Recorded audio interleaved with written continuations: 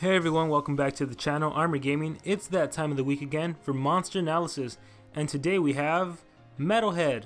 Now a lot of people have been asking for this monster, and so I think it's about time I review him. And to be honest, I have been dreading this review because Metalhead is just way too good. His stats are amazing, his skills are amazing. By the end of the analysis, I fear that you're going to have a lot more questions than answers about what skills to put on him. But let's see what happens. So let's get right into analysis. Heavier than an axe rain, he's all about motorcycles and raw meat. We tried to ask him more questions to write this piece for you, but he kicked us out of his habitat after 2 minutes. Doesn't seem to like people, this one. I really like the description, it's pretty funny. And now let's go ahead and look through his forms from his childhood to his rockstar days. Here we have the child, the juvenile, and the adult. Now I really like his final form, it has a lot of detail and character to it, but anyways, let's go ahead and move over to the stats. And before I go through each stat individually, I do want to say that Metalhead's power and speed, it's actually tied with Draza and General Halter. So all three of those monsters have the exact same power and speed. And the highest power actually belongs to Annihilator R2 with 3,575. That being said, Metalhead's power comes in at 3,542, which is still actually one of the best powers in the metal monsters category and just in the entire game. It's really good. And as for his life, 31,366, that's also a really good life, not just in metal but also in the whole game. It's one of the highest lives in the game. And then the speed, 3,421.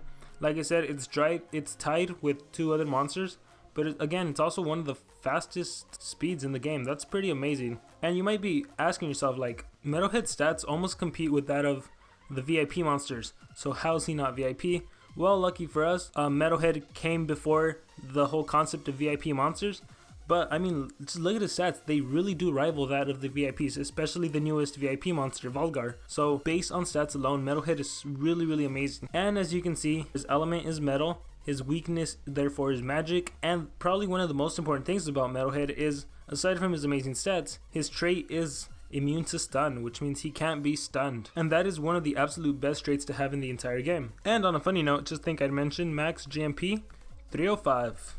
Moving on to Metalhead's default and special skills, we have Unholy Diver and Thunderstruck.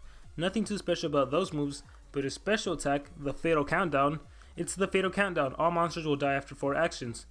That's pretty interesting. For some reason I always thought it was after 3 turns, but it appears to be 4. And this move is great for those monsters that have a really huge life and for someone like Voltic who can attack a lot, and it's especially good if you get it after the first turn. Getting it midway through the battle, I don't know how useful it is because most matches don't really last 4 complete rotations.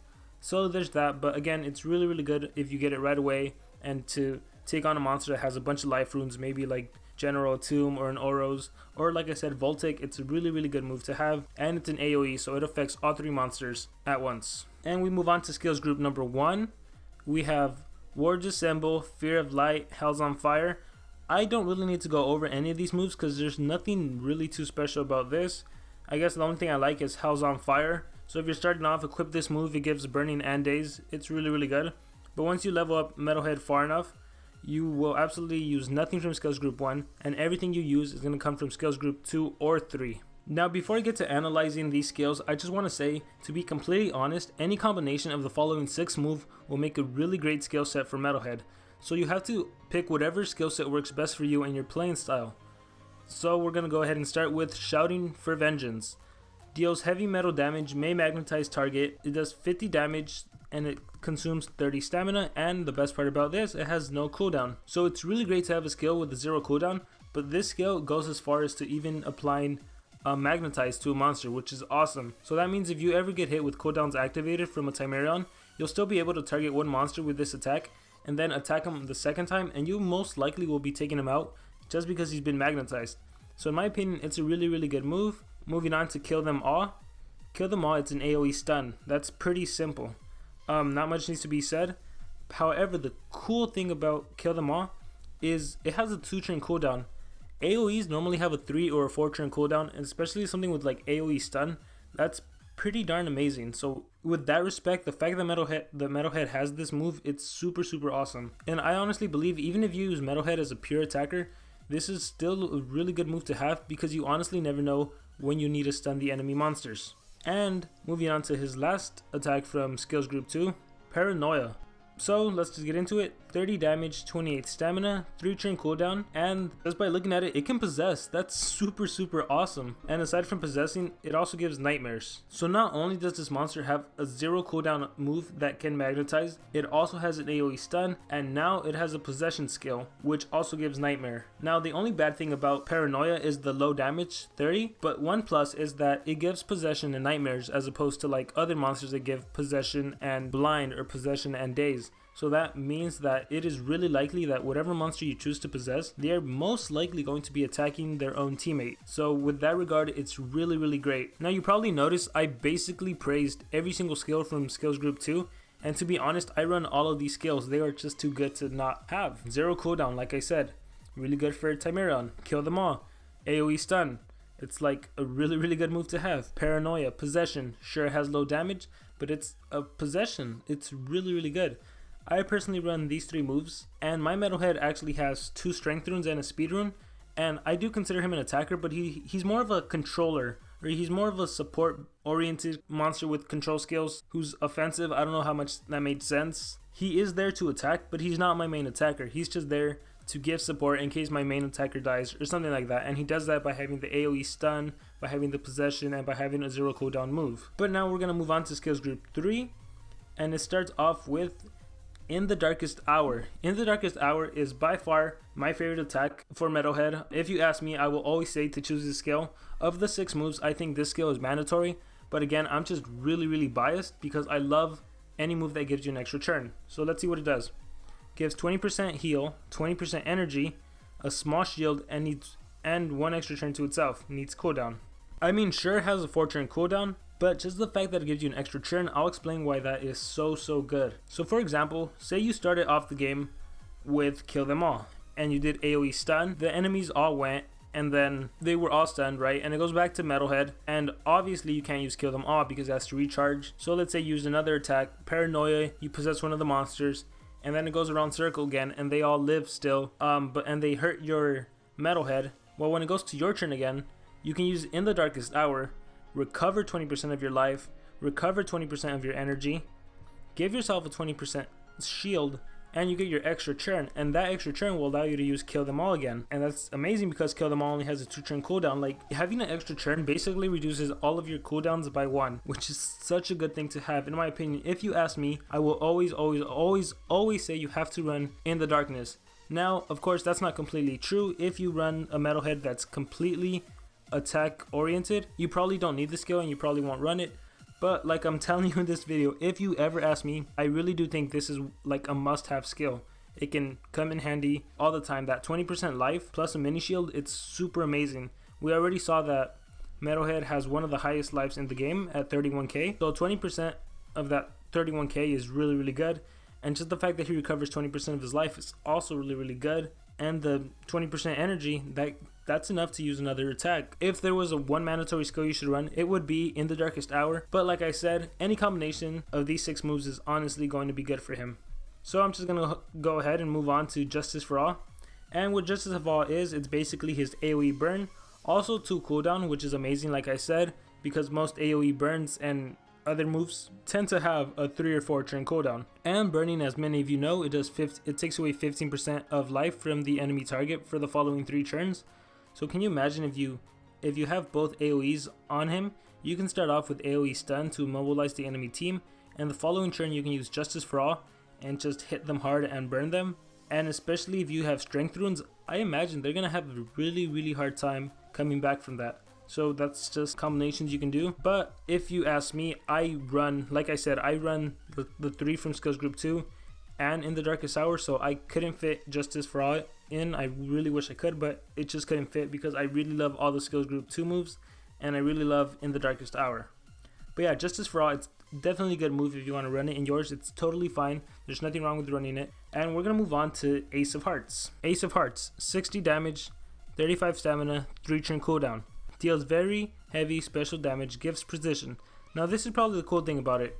It gives you increased accuracy plus 50%. So in case you do choose to have your AoEs on Metalhead, you can actually start the game off with Ace of Hearts, get your increased accuracy, and then proceed to use the AoEs on the following turns. So that really helps. But also, again, if you use him as pure attacker, that 60 damage move, you're going to want that in your arsenal. So I would definitely recommend running that. The bad thing is the cooldown, just because let's say you were to run into a Timerion and you didn't run Shouting for Vengeance. Let's say you run something like Paranoia, In the Darkest Hour, Ace of Hearts, and any of the AoEs, you're going to be using Metalhead without him having an actual turn for at least 2 turns. So that's the bad thing about running only like cooldown moves or high cooldown moves. But again, there's only one Timerion in the game and a bunch of other monsters who can't immobilize you like that. So I guess it's really up to you what you do. As far as PvP, you choose your battle, so if you see an enemy Timerion, you don't have to fight him. As far as Team Wars, I guess you could always just look at the runes on the opponent Timerion and compare it to your runes and see if you would go first or if they would go first and just see what happens. But yeah, that's basically it as far as the moves. And like I said, you can honestly pick any combination of the skills from groups 2 and 3. My personal preference, which you could also see in my Metalhead level 1 to 100 video, is Shouting for Vengeance, Kill Them All, Paranoia, and In the Darkest Hour.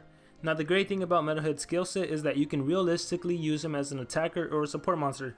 And by support I mean specifically a deny monster.